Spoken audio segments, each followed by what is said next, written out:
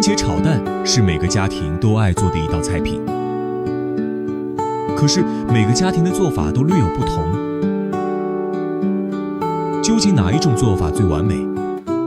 今天我就教大家这个简单而完美的方法。大家好，欢迎来到五味的美食频道。准备3个番茄，少许洋葱，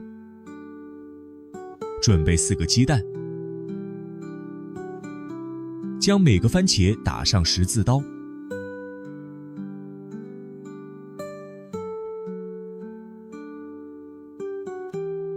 将烧开的水淋到每个番茄上，烫过的番茄更容易去皮。将番茄去蒂，切成碎丁，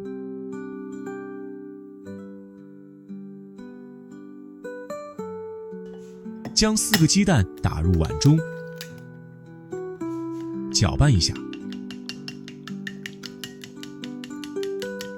小碗中加入少许温水，加入3克盐，将化开的盐水倒入蛋液中，搅拌均匀。蛋液中加入2勺淀粉水，加入淀粉水可以使鸡蛋更加嫩滑。搅拌一下。锅中烧油，油温3成热，倒入蛋液，轻轻推动，让蛋液慢慢定型。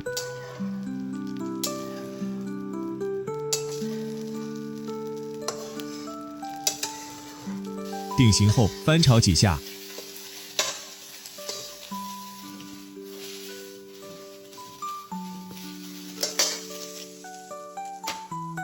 装盘备用。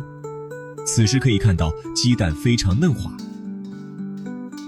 接下来锅中烧油，放入少许洋葱煸炒，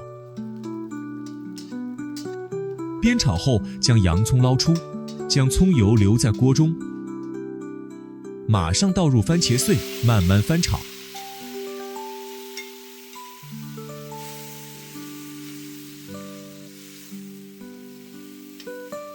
将番茄的汤汁完全炒出，再炖煮一会儿。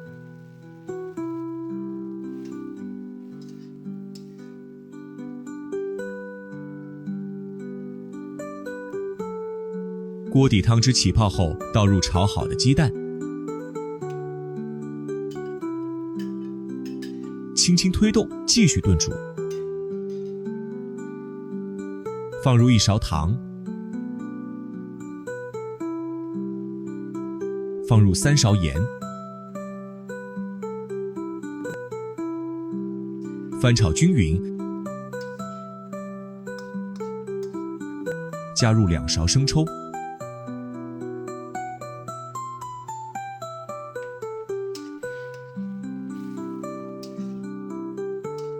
可以出锅装盘了。